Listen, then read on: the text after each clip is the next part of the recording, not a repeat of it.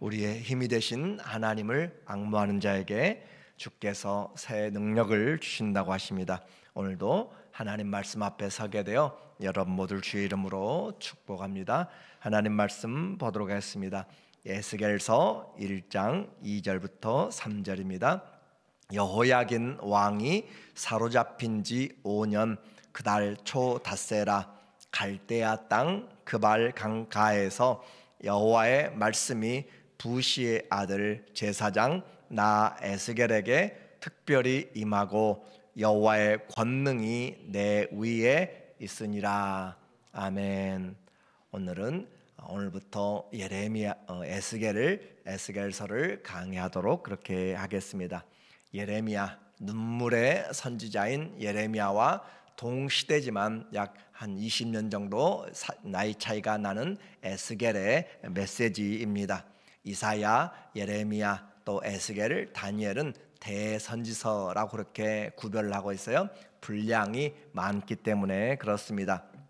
이 예레미야와 동일한 시대라고 하면 우리에게 다가오는 것이죠. 바벨론에 의하여서 이스라엘 남쪽의 유다가 정말 많은 전쟁과 또 심판을 당한 멸망의 사건, 가장 시대의 아픔을 짊어지고 살았던 그런 예레미야 시대와 같다라고 하는 것이죠. 그래서 침략을 당하고 이 에스겔은 그발강가의 포로로 끌려간 그런 상황에서 그발강에서 바벨론에서 심판을 예언하고 소망을 예언하였던 선지자입니다.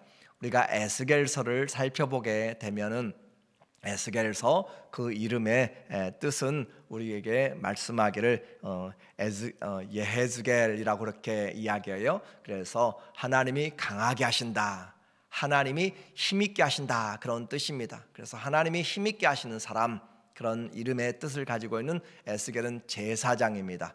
하나님을 섬기는 자죠. 그런데 그 선지자가 하나님의 말씀을 받아서 이제 제사장이 선지자로 그렇게 사역을 하게 되는데, 시간은 BC 주님 오시기 전에 593년부터 570년의 그 사이에 하나님의 말씀을 선포하게 돼요. 예레미야보다는 그 사역의 기간이 짧습니다. 예레미야는 40년에서 60년의 그런 사역을 했다라고 그렇게 우리에게 볼 수가 있는데, 이 에스겔은 그보다는 짧은 시간에 이야기를 하고 있어요. 그리고 우리에게 말하기를 이 에스겔의 주제가 무엇인가라고 그렇게 말하면 하나님의 통치입니다. 하나님의 통치가 일어나는데 구체적으로 이스라엘의 그 심판과 회복에 대하여서 말씀하고 있어요. 그리고 내용은 1장부터 48장까지 이 에스겔서가 있는데, 내용을 보면 1장부터 3장까지가 이 에스겔의 소명의 사건을 이야기하고 있어서 전체적으로 1장부터 24장까지 이스라엘 그 유다의 심판의 부분을 어디서 이야기하고 있는가? 바벨론의 포로로 끌려간 상황에서 이 에스겔은 597년도 바벨론이 두 번째 침략했을 때 바벨론의 포로로 끌려갔어요. 왕 여호야긴과 함께 끌려가서 그곳에서 심판당할 것이다 라는 것을 포로지에서 선포하고 있었고, 예레미야는 포로가 아직 나라가 망하기 전 유대 땅에서 심판을 선포하고 있었어요. 그리고 그 이스라엘의 심판, 그리고 25장부터 32장까지는 열국에, 이스라엘을 둘러싸고 있는 열국에 대한 심판을 예레미야와 같이 그렇게 선포를 하고 있고, 33장부터 48장까지 심판이 이미 이루어진 그 나라에 대해서 바벨론 그곳에서 이스라엘의 회복을 이야기하고 있습니다. 그러므로 우리가 이제 오늘부터 살펴보게 될 이 에스겔의 이야기는 우리에게 다른 선지자보다 좀 많은 그런 환상과 비유가 많이 있습니다. 계시가 많이 있다라고 하는 거예요. 그래서 이 에스겔의 부르심을 먼저 우리가 보게 되면 1절에 이 에스겔의 부르심이 나와요. 30째 해 넷째 달 초 닷새에 내가 그발 강가 사로잡힌 자 중에 있을 때에 하늘이 열리며 하나님의 모습이 내게 보이니 여호야긴 왕이 사로잡힌 지 5년 그달 초 닷새라 라고 그렇게 이야기하고 있어요. 구체적으로 시간을 기록하고 있는 것은 성경의 역사적인 사실, 그리고 장소도 마찬가지예요.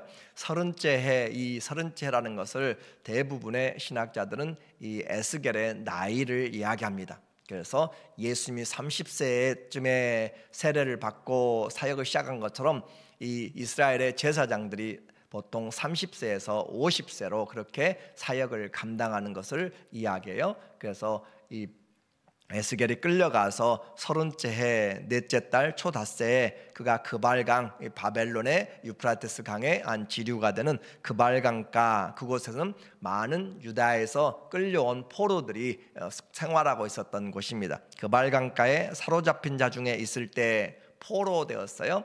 그래서 이 유대에서 끌려가서 포로로 살고 있는 그곳에 있을 때 하늘이 열리며 우리에게 이 세상을 보는 관점을 바로 바꿔주는 그런 메시지가 되는 거죠. 포로로 끌려가서 아무도 돌아보지 못하는 그런 상황인데 하늘이 열렸다라는 것이죠. 하늘이 열리며 하나님의 모습이 내게 보이니, 하나님의 통치, 바로 1절부터 시작하면서 하나님의 통치는 유대 성전이 있던 곳만이 아니라 유대 땅을 떠나서 그 어디든지 하나님의 다스리지 않는 곳이 없다라는 거예요. 우리의 삶의 현장에, 그리고 아무도 돌아보지 않는 그 산골, 바닷가, 땅끝까지 하나님은 언제든지 그리고 항상 우리를 살펴보시고 통치하신다. 하늘이 열리며 우리에게 보이지 않는 것들이 있다는 것이죠. 하늘이 열리며 하나님의 모습이 내게 보이니, 이것은 구체적으로 하나님이 보였다는 것보다 이어지는 내용들을 보면 하나님의 영광이 임하게 된 것을 보게 됩니다. 그러므로 하나님의 영광이 내게 보이니, 그때가 언제인가? 여호야긴 왕이 사로잡힌 지 597년에 바벨론이 2차 침략하여서 이 왕 여호야긴 왕 3개월 동안 왕위에서 있다가 사로잡혀가게 되었고, 많은 그 공장의 장인들 그리고 또 귀한 사람들이 끌려갔던 것이죠. 이와 같이 용사들이 끌려가고 했던 그때 그가 5년, 그러니까 593년 또는 592년에 하나님 메시지가 이 에스겔에게 임하게 되었습니다. 예레미야가 어렸을 때 뱃속에서부터 구별하여서 그렇게 하나님의 말씀의 선지자로 세움을 입었다면, 이 에스겔은 제사장의 신분으로 있다가 그가 30세 때 하나님의 구체적인 부르심을 입었다라고 하는 것이죠. 그것도 포로지에서 하나님의 말씀이 임하여서 사명을 받게 되었습니다.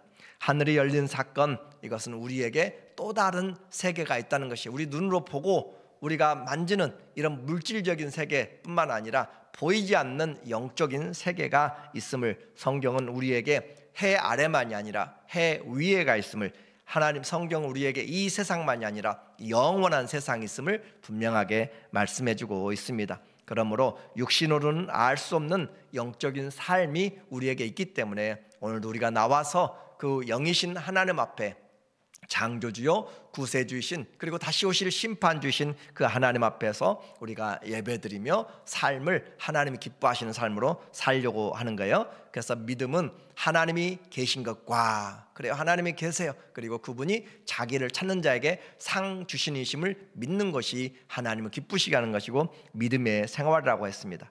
하나님의 통치는 이 유대 땅을 떠나서도 여전히 임하시고, 그래서 성도들의 시각이 좀 넓어져야 돼요. 마음이 좀 넓혀져야 되고 마음이 좀 담대해져야 됩니다.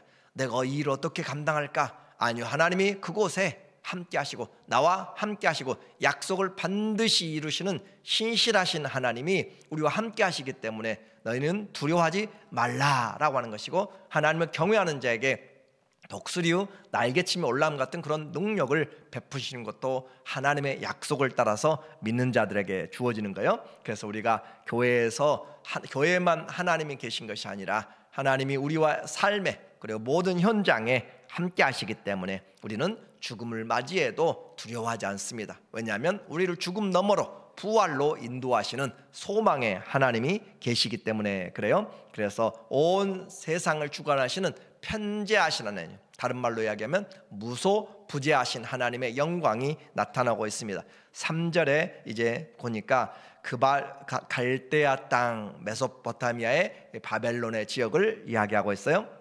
그래서 나라로 이야기할 때는 바벨론이지만 민족을 이야기할 때는 갈대아라고 그렇게 이야기해요. 갈대아 땅 그발 강가에서 여호와의 말씀이 부시의 아들 제사장 나 에스겔에게 특별히 임하고 여호와의 권능이 내 위에 있으니라. 여호와의 말씀이 특별히 임하였다. 여호와의 말씀 그에게 영혼의 육체에 다가왔다는 것이죠. 들려졌다는 거예요. 그래서 하나님의 말씀이 그에게 찾아왔고 특별히 임하고 여호와의 권능이 내 위에 있으니라. 하나님은 여전히 말씀으로 말씀하시지만 그 말씀이 특별히 우리의 영에 마음에 새겨질 때 우리는 새 사람으로 변하게 됩니다. 그래서 인생의 변화는 하나님의 말씀이 우리에게 임하였을 때 인생이 변하게 돼 있어요. 그래서 하나님의 말씀이 우리에게 임하게 되면 우리의 삶이 변하게 되고 인생이 변하게 되고 새로운 삶을 살게 됩니다. 그러므로 선지서들의 모든 첫 번째 내용들을 보면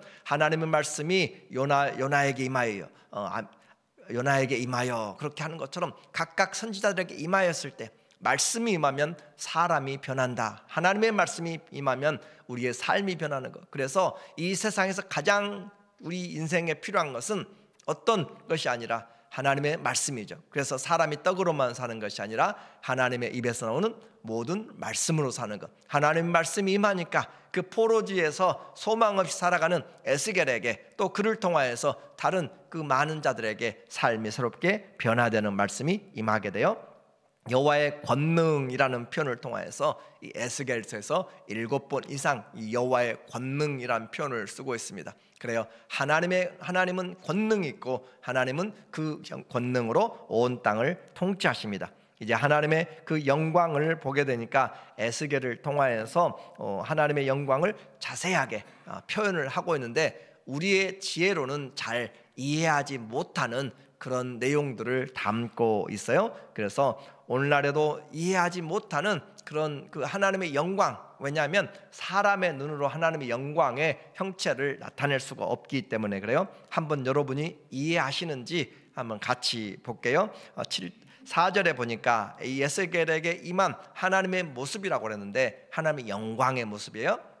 내가 보니 그래요. 선지자가 보았어요. 사도 요한이 요한계시록 4장 1절에서 내가 보니 하늘이 열리고 하늘에 하나님의 보좌가 있는데 사도 요한에게 임한 그 하나님의 영광, 하늘에 그 요한계시록에 하늘이 열리고 하나님의 보좌, 하늘에 열려서 뭘 볼 것인가? 천국의 아름다움이 아니라 하늘이 열리면 하나님의 보좌를 보는 거예요. 우리도 이 세상에서 가장 중요한 것이 하늘이 열리고 하나님의 말씀이 임하면 뭘 보는가? 하나님의 권능과 영광을 보게 됩니다. 그래서 이 보좌의 통치죠. 내가 보니 북쪽에서부터 폭풍과 큰 구름이 오는데 이 폭풍과 구름, 중동의 모래폭풍이죠. 이 폭풍과 큰 구름이 오는데 그 속에서 불이 번쩍번쩍하여 빛이 그 사방에 비치며 그 불 가운데 단쇠, 노쇠 같은 것이 나타나 보이고 그렇게 해서 하나님의 그 영광에 임하시는 현장이 마치 시내산에 임할 때 구름이 빽빽하고 불이 붙고 그리고 흑암 가운데 나팔 소리가 나고 하면서 그렇게 하나님이 강림하신 것처럼 이 에스겔에게 임하시는 하나님, 그 하나님은 폭풍 가운데서 그리고 구름 가운데서 그리고 불 가운데서 말이 안 맞아요. 폭풍이 있는데 또 그곳에 불이 있고 흑암이 있는데 그렇게 각각 우리는 하나님을 우리의 모습으로 일관되게 할 수가 없습니다. 하나님은 흑암 중에도 빛이신데 어떻게 흑암 가운데 거하세요? 하나님이시기 때문에 그래요. 그러므로 하나님이 임하시는 그 환경에서 그 불 가운데 주님이 나타나시는데 그 속에서 네 생물의 형상이 나타나는데 그들의 모양이 이러하니 그들에게 사람의 형상이 있더라. 그 속에서 이 하나님의 영광의 광채를 그가 보고 있는데 그곳에 한 형상들, 네 형상이죠. 네 생물, 이것을 나중에 에스겔서 10장 15절에 보면 그룹들로 그렇게 표현되고 있어요. 그래서 네 형상들이 나타나는데 그들의 모양이 사람의 모양을 가지고 있는데 얼굴이 달라요. 그래서 그와 같은 모습으로 나타나고 있습니다. 이제 이 내용을 자세히 보게 되니까 이 네 생물의 모습을 우리에게 표현하는데 10절에 보면은 그 얼굴의 모습은 사람의 모습인데 사람 인자의 사람의 형상인데 얼굴의 모습을 보니까 앞에 넷의 앞은 사람의 얼굴이요 사람의 얼굴을 가지고 있습니다. 그리고 넷의 오른쪽은 사자의 얼굴이요. 그러니까 예를 들어서 한 형상의 모습에서 네 얼굴이 있는 것이고 각각 그런 네 형상이 있는 거예요. 그래서 이 네 생물은 하나님의 보좌에 있는 그룹들, 천사들을 이야기합니다. 그래서 이 네 오른쪽은 사자의 얼굴이요, 넷의 왼쪽은 소의 얼굴이요, 넷의 뒤는 독수리 얼굴이니, 그래서 이것은 모든 피조 세계를 대표하는 그런 모습으로 나타나고 있고, 이 모습을 우리는 또 사람의 지혜로운 것과 또 사자의 담대함, 그리고 소의 충성스러움, 그리고 독수리의 민첩함으로 그렇게 해석도 합니다. 그리고 더 중요하게는 이것이 복음서, 사복음서를 예표하는 것으로 그렇게 이야기해요. 예수 그리스도의 모습입니다. 그래서 예수 그리스도가 왕으로 오신 그 모습, 그리고 또 마가복음은 종으로 오신 예수 그리스도 소의 형상이죠.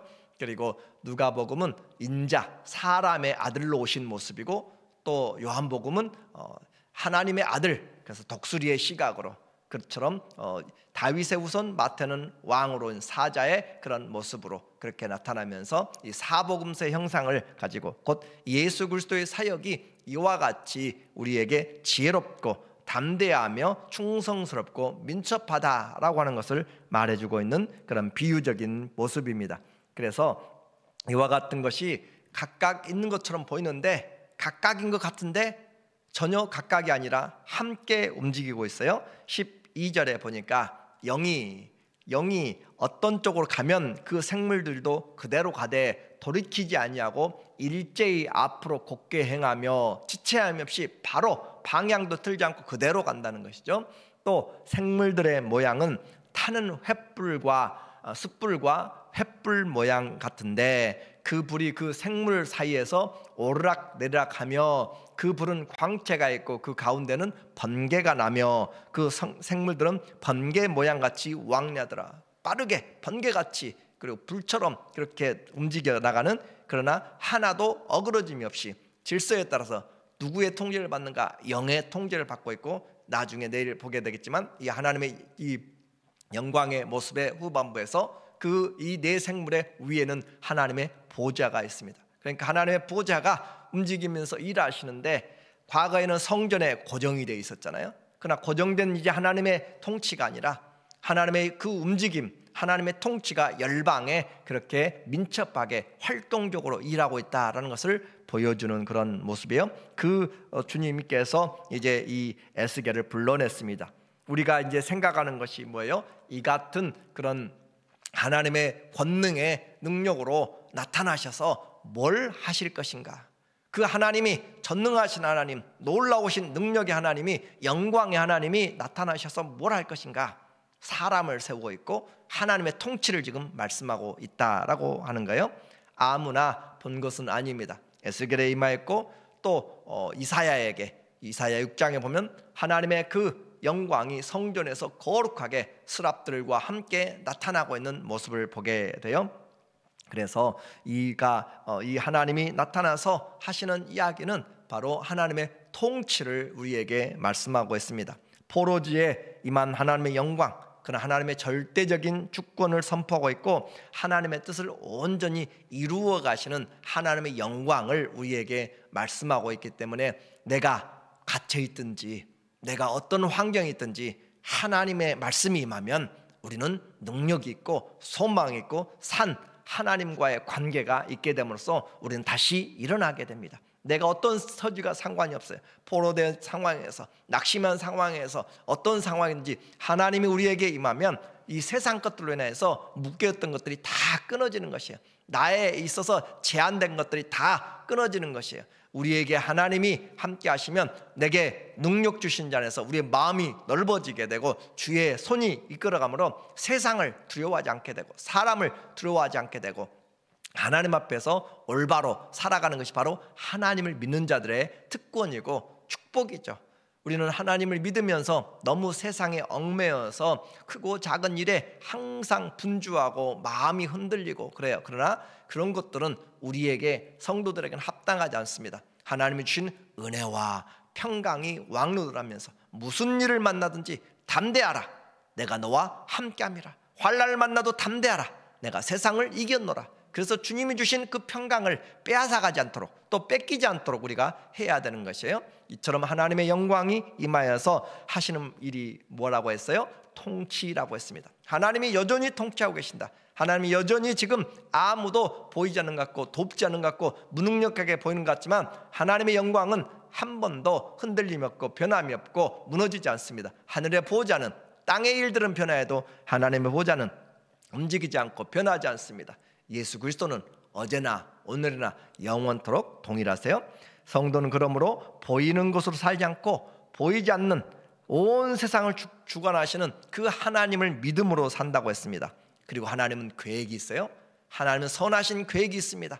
우리를 향한 하나님의 계획이 하나도 틀림없이 부르심과 그 은사에는 후회하심이 없이 이루어지고 있어요. 그러면 우리는 그 하나님을 신뢰할 때 우리가 새 힘을 얻게 되고, 나 같은 삶이 아니요 오병이어같이 보잘것없는 그런 인생이어도 주 예수의 손에 올라갔을 때 5,000명을 먹이고 남은 것처럼 내 부족한 것이지만 하나님 앞에 남은 때를 하나님 앞에 살게 되면 주님이 착하고 충성되게 여기시며 주의 은혜를 베풀어 주십니다. 그러므로 성도에게는 낙심할 시간이 없고 낙심해서도 안 되는 거예요. 우리의 삶이 노예 같고 붙잡힌 삶이고 전쟁의 패배의 삶에 그렇게 있을지라도 우리 하나님은 크신 하나님, 실패하지 않는 하나님, 그 하나님 믿음으로 우리는 일어나야 되고 하나님 앞에 함께 서야 됩니다. 우리는 이 세상 가운데서, 이 세상 한가운데서 하나님의 부르심을 입었습니다. 우리를 부르신 그 하나님이 우리에게 말씀하십니다. 내가 너와 함께한다. 일어나 빛을 발하라. 우리 안에 계신 그 그리스도를 살라라고 하는 거예요. 주의 말씀을 선포하는 것, 주의 말씀을 믿음으로 우리가 담대하게 일어서는 것이죠. 성도는 다른 거로 사는 것이 아니라 나의 의인은 오직 믿음으로 말미암아 살리라. 의인은 오직 믿음으로 삽니다. 그 믿음이 바로 하나님이 계신 것과 자기를 찾는 자에게 상 주시니심을 믿는 그 믿음이 가장 기본적인 출발에서 시작하는 거예요. 하나님과 그분을 찾는 자에게 하나님 믿음으로 살도록. 그래서 우리의 삶에 날마다 우리에게 들려줘야 될 것이 무엇인가? 살아계신 하나님의 말씀이 우리 영에, 우리 마음에, 심령에 들려지게 될 때 우리는 다시 일어나게 됩니다. 그래서 하나님을 경외하는 자에게 독수리와 날개침이 올라온 것 같은 그런 힘을 주시고, 우리의 영이 하나님이 주관하심으로 사람의 생각으로 살지 않고 하나님의 영으로 인도함 받는 자가 하나님의 자녀라라고 했습니다. 하나님의 말씀이 우리에게 영으로 와서, 주의 말씀이 곧 영이요 생명이니 내가 너희에게 이른 말이 곧 영이요 생명이라 라고 하신 요한복음 6장 63절에 예수님의 말씀이 오늘도 우리에게, 에스겔에게 임한 말씀처럼 살았고 운동력 있는 말씀으로 그 하나님이 우리의 심령에 함께 하심으로 그분의 다스림을 매 순간마다 하나님 앞에 함께 하면서, 주님 오늘도 우리를 다스려 주시고, 주님 오늘도 우리의 인생에 함께 하여 주셔서 주의 영광이 있는 삶 살아가도록 도와주세요 라고 하는 그런 믿음으로 하나님과 함께 승리하시는 삶이 되시기를 예수님의 이름으로 축원합니다. 아멘. 기도하겠습니다. 하나님 아버지, 오늘도 여전히 살아계시며 말씀하시며 인도하시고 보호하시는 우리 주님을 찬양합니다. 주님, 우리의 마음이 넓어지게 하시고 우리의 눈이 믿음으로 띄어지게 하여 주시고, 그리하여 예수 그리스도와 늘 함께 동행하는 우리의 삶이 되게 하여 주시옵소서. 예수님의 이름으로 기도합니다. 아멘.